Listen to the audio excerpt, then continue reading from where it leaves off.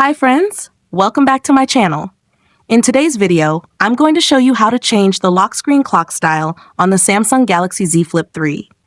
If you're new here, don't forget to subscribe and give this video a thumbs up. Now let's dive in. Step 1. First, unlock your phone and open the Settings application.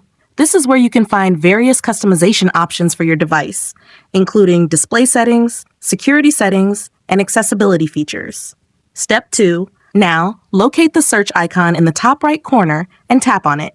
The search feature makes it much easier to find specific options without having to scroll through multiple menus manually. Step 3. In the search bar, type lock screen and AOD. Wait for the search results to appear. This option helps you adjust lock screen and display settings. Step 4. After performing the search, find lock screen and AOD and tap on it, then select the Edit Lock Screen option. Step 5. For the last and most important step, locate the clock style and tap it.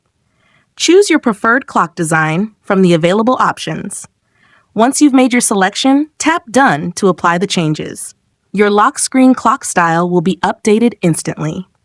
If you found this tutorial helpful, don't forget to give it a thumbs up and subscribe to my channel for more great tips.